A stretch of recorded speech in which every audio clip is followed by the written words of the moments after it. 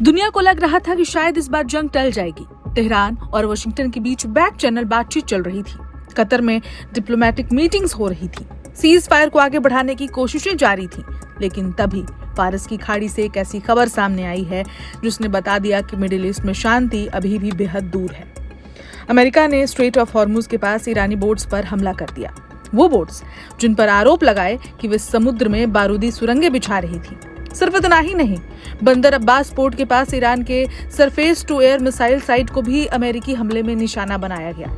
और सबसे अजीब बात यह है कि हमला ऐसे समय हुआ है जब दोनों देशों के बीच सीज फायर को लेकर बातचीत जारी है।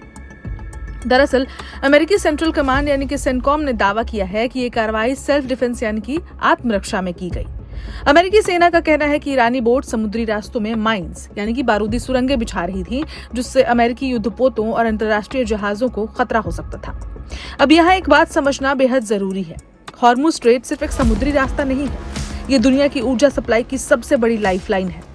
दुनिया के करीब 20% तेल टैंकर इसी रास्ते से गुजरते हैं।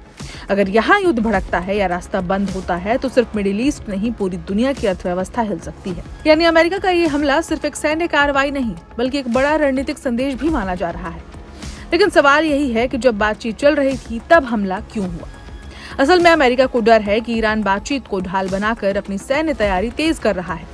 वाशिंगटन को आशंका है कि तेहरान हॉर्मुज को अपने सबसे बड़े दबाव वाले हथियार के तौर पर इस्तेमाल कर सकता है। और अगर ईरान ने सच में इस रास्ते को ब्लॉक कर दिया तो तेल की कीमतें आसमान छू सकती हैं। अमेरिका, यूरोप, जापान, भारत सबका इस पर असर पड़ेगा। यही वजह है कि अमेरिका किसी भी कीमत पर हॉर्मुज में अपनी सैन्य मौजूदगी कमजोर नहीं पड़ने देना चाहता। हालांकि सेंटकॉम ने बयान में ये भी कहा कि अमेरिका अभी भी संयम बरत रहा है। उसका उद्देश्य जंग बढ़ाना नहीं है, लेकिन मिडिल ईस्ट की राजनीति में संयम और हमला अक्सर एक ही वाक्य में दिखाई दे रहे हैं। अब जरा पिछले 24 घंटों की बड़ी तस्वीर समझिए। सबसे पहले डोनाल्ड ट्रंप का बयान आया। ट्रंप ने साफ कह दिया कि वे ईरान के साथ ओबामा मॉडल वाली डील नहीं करेंगे। याद कीजिए 2015 में बराक ओबामा के दौर में ईरान न्यूक्लियर डील हुई थी। उस समझौते के तहत ईरान ने अपने परमाणु कार्यक्रम पर कुछ सीमाएं मानी थी।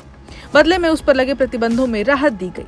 लेकिन ट्रंप हमेशा उस डील को कमजोर समझौता बताते रहे हैं। अब उन्होंने फिर दोहराया है, या तो बेहतरीन डील होगी या फिर कोई डील ही नहीं होगी। यानी वाशिंगटन अब आधे अधूरे समझौते के मूड में नहीं दिख रहा है। दूसरी तरफ ईरान भी झुकने को तैयार नहीं है। कतर की राजधानी दोहा में जो वार्ता चल रही है उसमें दो सबसे बड़े मुद्दे हैं। पहला स्ट्रेट ऑफ हॉर्मुज और दूसरा हाईली एनरिच्ड यूरेनियम। अमेरिका चाहता है कि ईरान अपने परमाणु कार्यक्रम पर बड़ी कटौती करे, लेकिन ईरान कह रहा है कि यूरेनियम संवर्धन उसका अधिकार है और यही इस पूरे संकट की जड़ है। दरअसल ईरान अब सैन्य या राजनीतिक लड़ाई नहीं लड़ रहा, वो राष्ट्रीय सम्मान की लड़ाई का नैरेटिव बन रहा है। तेहरान में ये संदेश दिया जा रहा है कि पश्चिमी देश ईरान को टेक्नोलॉजी कमजोर दिखाना चाहते हैं, इसलिए ईरान अपने न्यूक्लियर प्रोग्राम को संप्रभुता का मुद्दा बना रहा है। यही वजह है कि अमेरिकी डिप्लोमेट रॉबर्ट मैली का बयान बेहद अहम हो गया है। उन्होंने कहा कि कितना भी दबाव डाल लिया जाए, ईरान यूरेनियम एनरिचमेंट का अधिकार छोड़ने वाला नहीं है।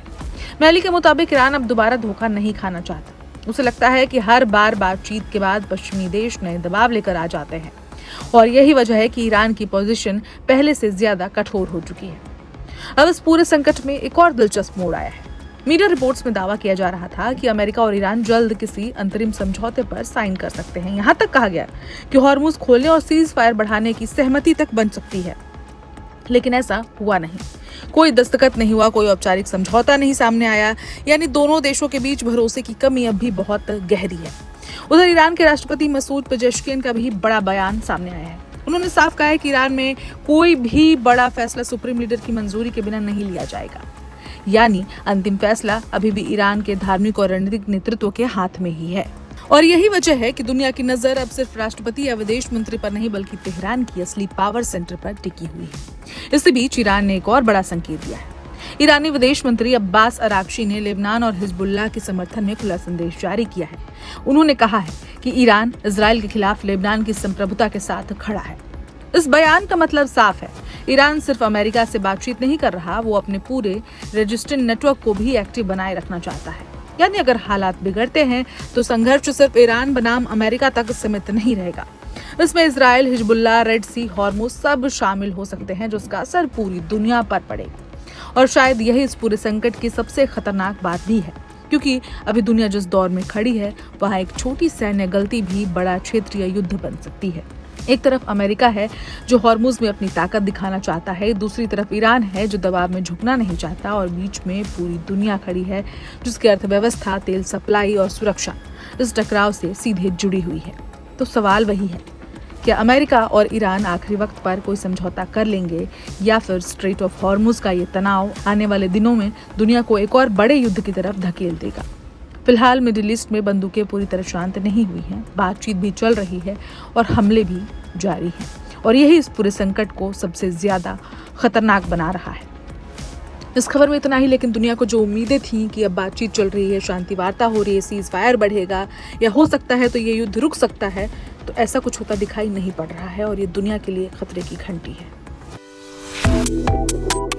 Subscribe to One India and never miss an update. Download the One India app now.